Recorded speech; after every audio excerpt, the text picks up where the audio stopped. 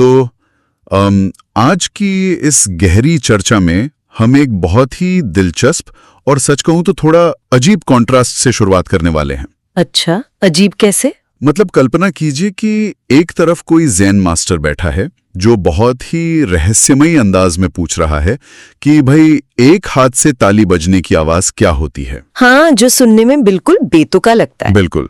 और वहीं दूसरी तरफ एक मॉडर्न वैज्ञानिक प्रयोगशाला है, या मान लीजिए कोई पीयर रिव्यूड एकेडमिक जर्नल का रिसर्च पेपर है, जहां हर एक बात को साबित करने के लिए गणित और सख्त तर्कों की एक एकदम अभेद्य दीवार खड़ी की गई है। सही बात है, और कोई भी इंसान यही सोचेगा कि इन दोनों दुनियाओं का आपस में कोई लेना देना ही नहीं है। हाँ, मतलब एक रास्ता पूरी तरह से आध्यात्म और रहस्य का है और दूसरा विज्ञान और ठोस डेटा का। लेकिन मजे की बात यह है कि अगर हम इस विभाजन के थोड़ा भीतर झांक कर देखें ना, तो एक बहुत ही चौंकाने वाला सच सामने आता है। वही तो। बिल्कुल अलग लगने वाले तरीके असल में एक ही मंजिल तक पहुंचने के दो अलग अलग औजार हैं। और यही हमारी आज की इस गहरी चर्चा का केंद्र बिंदु भी है। आज हम उस ढांचे को समझने की कोशिश कर रहे हैं जिससे हम वास्तविकता या रियलिटी को देखते हैं। बिल्कुल, और इसके लिए हमारे पास आज जो स्रोत है वो बहुत ही खास है। हाँ, ये एक सवाल जवाब सत्र का ट्रांसक्रिप्ट है जो withrealityinmind.com से लिया गया है। हाँ, जहां मशहूर दार्शनिक और कंप्यूटर वैज्ञानिक बर्नार्डो कस्ट्रूप अपने काम के बारे में चर्चा कर रहे हैं। और इस वीडियो का शीर्षक ही अपने आप में एक पहेली है। शीर्षक है एनालिटिक आइडियलिज्म इज अपोलोनियन। ये नाम सुन के ही दिमाग थोड़ा चकराता है, लेकिन इस शीर्षक को खोलने से पहले ये समझना बहुत जरूरी है कि कस्ट्रूप जिस आइडियलिज्म की बात कर रहे हैं वो आखिर है क्या। तो दर्शन शास्त्र में इस आइडियलिज्म का सीधा सा मतलब क्या होता है? से किसी ठोस पदार्थ या मैटर से नहीं बना है। अच्छा, तो फिर किससे बना है? इसकी जो बुनियाद है वो चेतना या कॉन्शियसनेस है, यानी सब कुछ अंततः एक मानसिक अनुभव का ही हिस्सा है। बाप रे, ये तो बहुत बड़ा दावा है।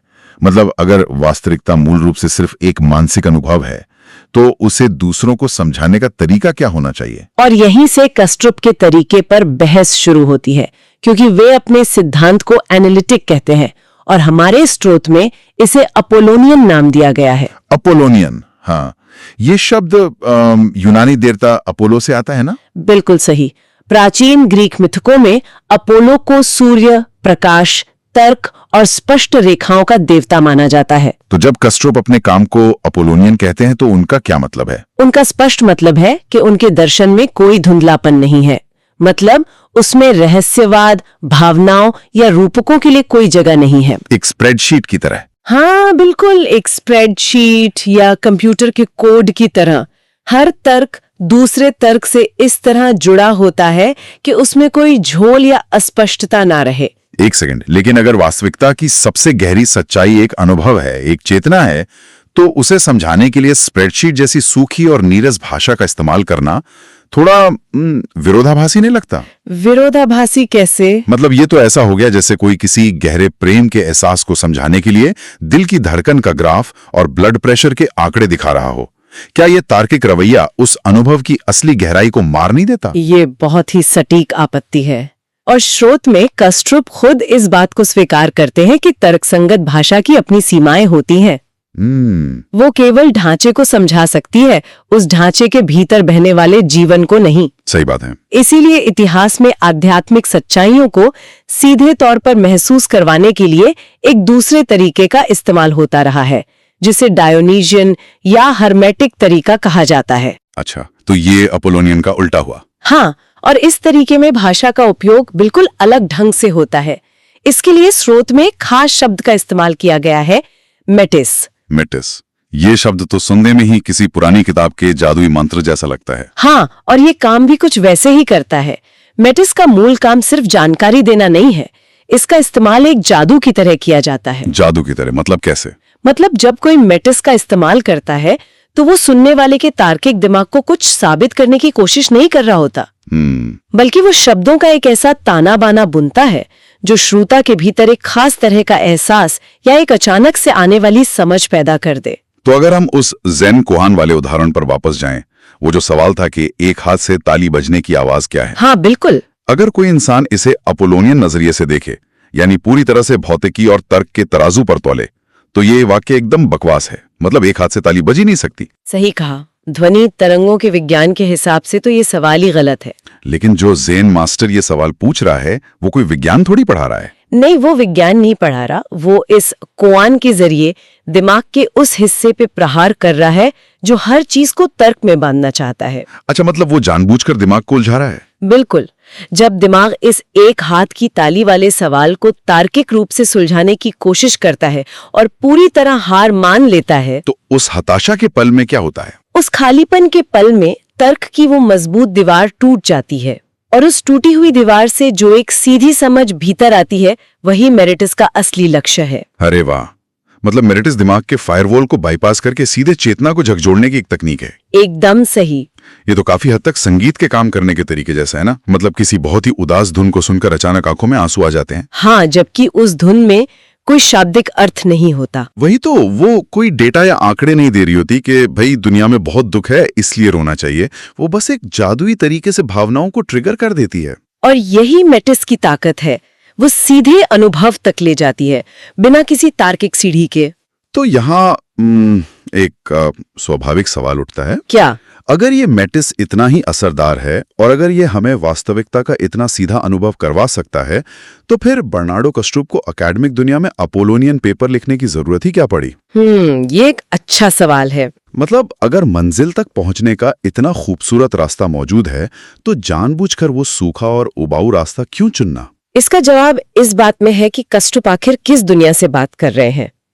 अकेडमिक दुनिया से? हाँ, और आज की वैज्ञानिक दुनिया के दरवाजे उन लोगों के लिए बंद हैं जो सिर्फ कविताएं या जादुई मंत्र लेकर आते हैं। ये तो है।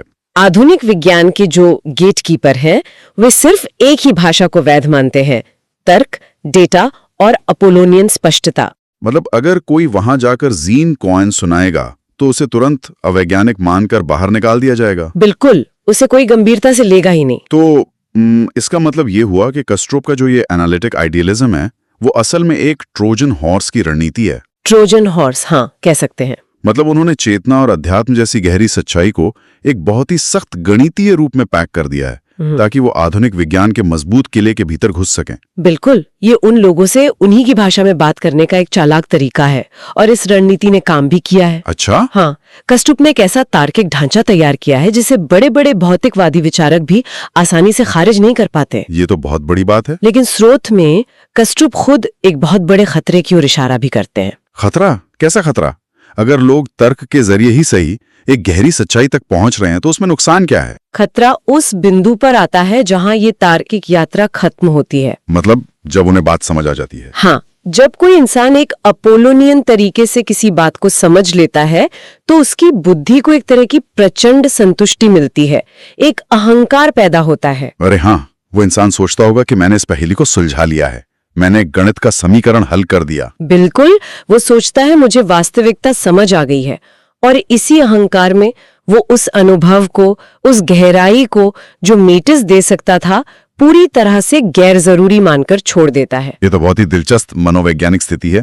स्रोत में दी गई एक उपमा मुझे याद आ रही है जो इसे बहुत अच्छे से समझाती है। कौन सी उपमा? वो इंसान को सामने से देखने वाली। मतलब ये तो बिल्कुल वैसा ही हुआ जैसे अगर कोई किसी इंसान को सामने से बहुत बारीकी से देख ले, उसके चेहरे के हर भाव का तार्किक विश्लेषण कर ले, हाँ, और फिर दावा करे कि मैंने इस इंसान को पूरा जान लिया है, मुझे इसकी पीठ देखने की कोई जरूरत ही नहीं है। तरफ से देखा जाए, चाहे वो हेड्स हो या टेल्स, तो देखने वाले को वो कैसा लगेगा? वो तो सिर्फ एक 2D आकार लगेगा ना, एक चपटा गोल घेरा।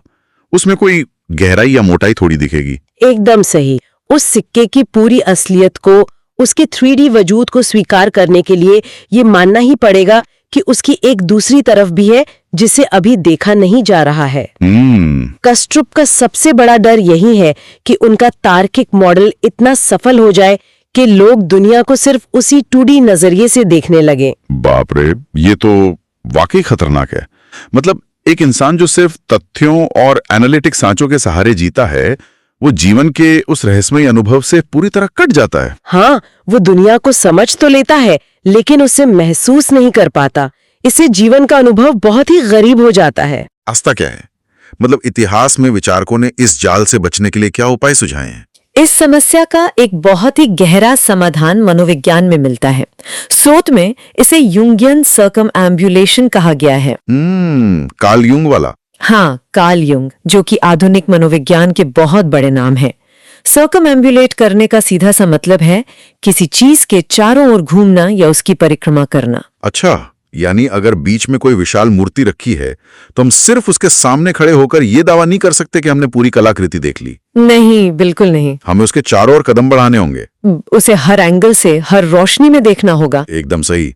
सच्चाई कोई एक ऐसा बिंदु नहीं है जिसे एक ही नजरिए से कैद किया जा सके। इसे दर्शन शास्त्र के इतिहास के संदर्भ में समझना बहुत जरूरी है। वो कैसे? देखिए, पश्चिम में आइडियलिज्म का इतिहास हमेशा से कॉन्टिनेंटल परंपरा का हिस्सा रहा है। इसका मतलब ये है कि इसे हमेशा रहस्यवाद, भावनाओं और डायोनीसियन तरीकों से जोड़ा गया। और इसके ठीक विपरीत जो एनालिटिक परंपरा थी, जो विज्ञान और तर्क पर आधारित थी, उसमें इस आइडियलिज्म के लिए कोई जगह ही नहीं थी। हाँ, एनालिटिक दुनिया में चेतना को मूल सत्य मानने वाले विचारों को अक्सर हवाई कहकर बाहर का रास्ता दिखा दिया जाता था। और यही क्रिस्टुप का काम एक ऐतिहासिक पुल बनाता है। बिल्कुल, उन्होंने कॉन्टिनेंटल परंपरा के उस रहस्यमयी सच को लिया और उसे एनालिटिक परंपरा के सख्त सांचों में ढाल दिया। ये एक बहुत बड़ी बौद्धिक छलांग है। लेकिन साथ ही ये एक बहुत बड़ा विरोधाभास भी पैदा करता है। कैसा विरोधाभास? विरोधाभास ये कि क्रिस्टुप ने जानबूझकर एक ऐसा तार्किक ढांचा तैयार किया ताकि वे उस वैज्ञानिक वर्ग को सच्चाई तक ला सके जो सिर्फ तर्क की भाषा समझता है। हाँ। लेकिन अब उन्हें ही ये चिंता सता रही है कि कहीं लोग इस ढांचे को ही अंतिम सत्य न मान लें। कहीं ऐसा ना हो कि उस ढांचे की सुंदरता में खोकर लोग उस मूल अनुभव को ही भूल जाएं, जिसे ये ढांचा असल में सिर्फ इशारे की तरह दिखा रहा था। ये तो किसी भी विचार के साथ होने वाला सबसे आम खतरा है ना। किसी भी एक चरम पर जाने का मतलब है संतुलन खोना। सही बात है। अगर समाज सिर्फ डायोनेशियन रास्ते पर चलता है तो वो अंधविश्वास में पड़ सकता है, और अगर वो सिर्फ अपोलोनियन रास्ते पर चलता है तो वो एक मशीन की तरह बन जाता है, जहां सब कुछ स्पष्ट तो है लेकिन उसमें कोई जादू नहीं है। बिल्कुल।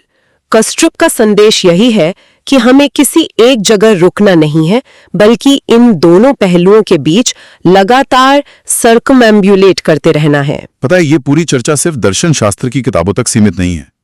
अगर हम इसे आज के आधुनिक समाज से जोड़कर देखें तो ये हमारी रोजमर्रा की जिंदगी से सीधे तौर पर टकराती है। वो कैसे?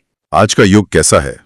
ये पूरी तरह से डेटा का युग है, स्प्रेडशीट और एल्गोरिदम का युग है।